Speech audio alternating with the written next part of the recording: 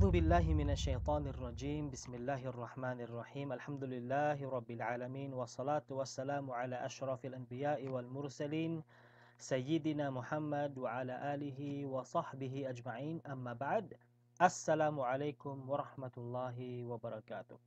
Ang lahat ng papuri at pasasalamat ay para lamang sa tunay at nag-iisang dakilang tagapaglikha, walang iba kundi ang Allah subhanahu wa ta'ala.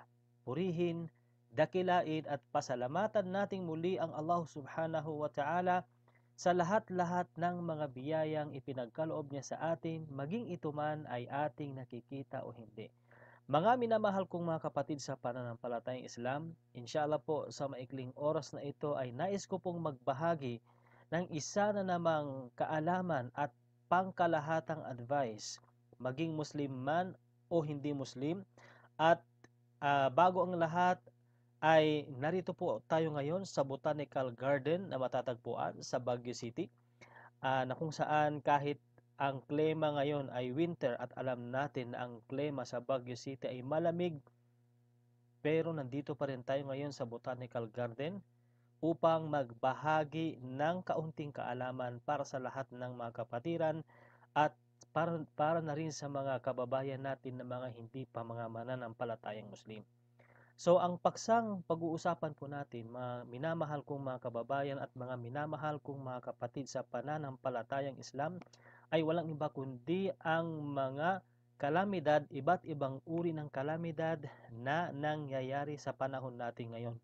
Lalong-lalo sa bansa natin sa Pilipinas. Since tayo ay Pilipino, ang pag-uusapan natin ay walang iba kundi ang mga kalamidad na nangyayari sa ating bansa. So kalaunan nga lamang ay dumating ang bagyong Odette, ang pangalan ng bagyo sa ating bansa, at karamihan sa mga tahanan ng ating mga kababayan ay nasira at may mga taong namatay, may mga hayop na namatay, may mga napinsalang mga pananim, mga halaman, mga puno at iba't ibang uri ng mga sakuna. So bukod pa sa tinatawag na bagyo, yung typhoon na tinatawag, ay nangyayari din sa ating bansa sa Pilipinas ang lindol, kagaya ng tsunami, kagaya ng landslide, okay? Lalong-lalo sa Baguio City, lalong-lalo sa lugar na ito, ang lugar na itong Baguio City, ay ilan na rin sa mga lugar dito ang nagkaroon ng landslide. Okay? So, sabi natin kanina, bukod sa landslide ay meron tayong lindol, meron tayong bagyo, at meron tayong mga tsunami at iba pang mga uri ng kalamidad. Ang katanungan dito mga kapatid sa pananampalatayang Islam at mga minamahal kong mga kababayan na hindi pa mananampalatayang Muslim, bakit palaging dumarating sa ating bansa ang ganitong uri ng mga kalamidad, lalong-lalo na ang bagyo? Okay? So inshallah po ay hayaan niyo akong magbahagi ng isa sa mga aya o tanda ng Allah Subhanahu wa Ta'ala na bago pa man dumating ang mga kalamidad na ito ay binanggit na ng dakilang tagapaglikha, ng tunay at nag-iisang dakilang tagapaglikha ang dahilan kung bakit dumarating ang ganitong klase ng mga kalamidad, lalong-lalo na sa ating bansa sa Pilipinas. So, magbabahagi lang po ako ng ilan sa mga picture. Ayan po. Ilan lamang sa mga picture na kung saan makikita natin ang iba't ibang mga uri ng tinatawag na kalamidad. Nandyan ang tinatawag na super typhoon, nandyan ang landslide, nandyan yung lindol, nandyan yung mga tsunami at iba pa. So kung makikita po natin mga kapatid sa pananampalatayang Islam, ayan. So meron po tayong una dyan yung tinatawag na super typhoon, yung Yolanda. Siguro ay ang mga kapatiran natin at maging mga kababayan natin na hindi mananampalatayang Muslim ay hindi makakalimutan ang bagyong ito, na kung saan napakaraming mga bahay ang nasira, napakaraming buhay ang nawala, buhay ng tao, buhay ng hayop, mga halaman, mga pananim, mga sabihin nating mga negosyo at iba pa ay nasira ng bagyong ito. Okay, kung makikita rin po natin sa sa ating video ay yung tubig ay lagpas ng tinatawag na bahay. Di ba dito sa may picture natin ay yung tubig halos lampas bahay na. Subhanallah.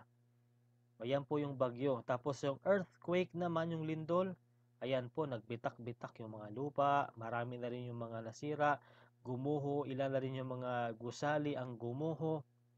Okay, at ang landslide din naman, okay, ito po ay kung hindi ako nagkakamali, ang picture na ito ay nangyari po sa Baguio City. Okay, halang landslide nito, marami na rin ang bahay na natabunan, marami na rin yung namatay dito. Yan.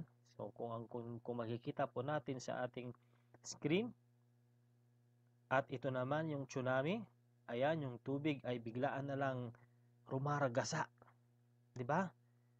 Ayan. So ano nga ba ang sinabi ng Allah Subhanahu wa Ta'ala dito mga kapatid sa pananampalatayang Islam at saka sa mga minamahal kong mga kababayan? Sinabi ng Allah Subhanahu wa Ta'ala ang tunay at nag-iisang dakilang tagapaglikha. Sinabi niya sa surat Ar-Rum, verse 41, sinabi ng Allah, ظهر الفساد في البر والبحر بما كسبت أيدي الناس ليذيقهم بعض الذي عملوا la'allahum yarji'un. Ano nga ba ang ibig sabihin nito?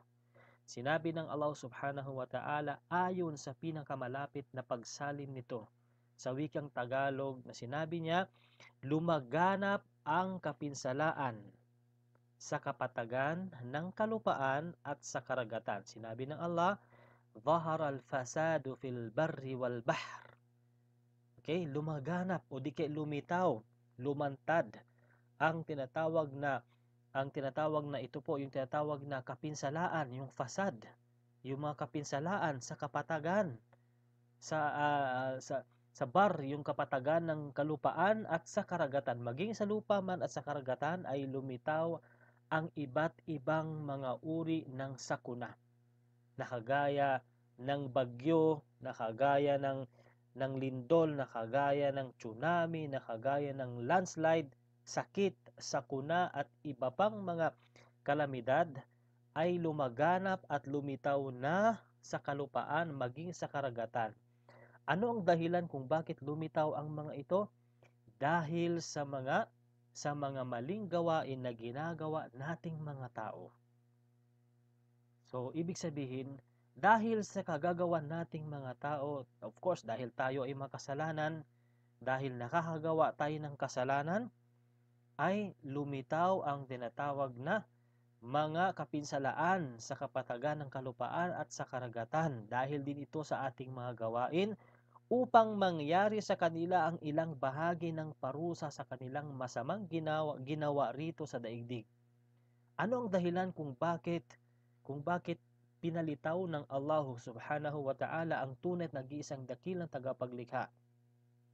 Ang mga kapinsalaan na ito sa kapatagan ng kalupaan at sa karagatan, bakit nagkakaroon ng bagyo, bakit nagkakaroon ng lindol, bakit nagkakaroon ng landslide, bakit nagkakaroon ng tsunami at iba pang mga sakuna, sakit at iba pa, ay dahil din ito sa kagagawan nating mga tao, dahil sa mga maling gawain na ginagawa nating mga tao upang ipatikim sa atin ng tunay at dakilang tagapaglikha ang Allah ang ilang bahagi ng parusa sa ginawa nating mali sa mundong ito. Ibig sabihin, ang mga sakuna na ito, ang mga kalamidad na ito, mga kapatid sa pananampalatayang Islam at mga minamahal kong mga kababayan, ay kung tutuusin ay patikim pa lamang ito ng dakilang tagapaglikha sa atin ng dahil sa ating mga maling gawain.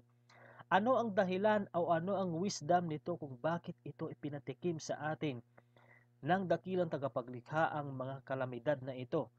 Ay nang sa gayon ay magsipagsisi sila sa Allah at tatalikuran ang mga pagkakasala. So ang wisdom pala mga kapatid sa pananampalatayang Islam at mga minamahal kong mga kababayan kung bakit lumitaw o lumaganap ang mga kapinsalaan na ito sa kalupaan at sa karagatan nang dahil sa ating mga maling gawain ay upang sa gayon ay magbalik loob tayo sa ating tunay at nag-iisang dakilang tagapaglikha. Ito ang tunay na dahilan. pinapatikim sa atin ng dakilang tagapaglikha ang katiting na kaparusahan.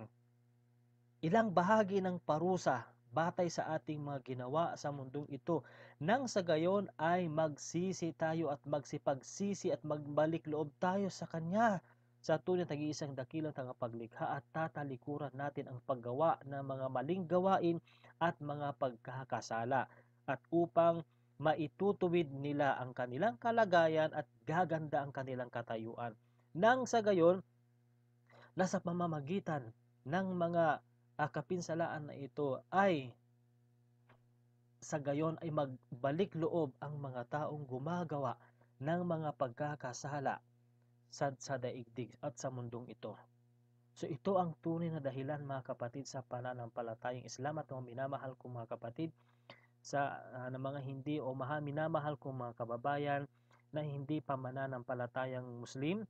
Ito ang tunay na dahilan kung bakit ipinadala ng Allah subhanahu wa ta'ala ang mga iba't ibang uri ng kalamidad, sakuna, sakit at iba pa na mga kapinsalaan na lumitaw at lumaganap o lumantad sa kalupaan at sa karagatan.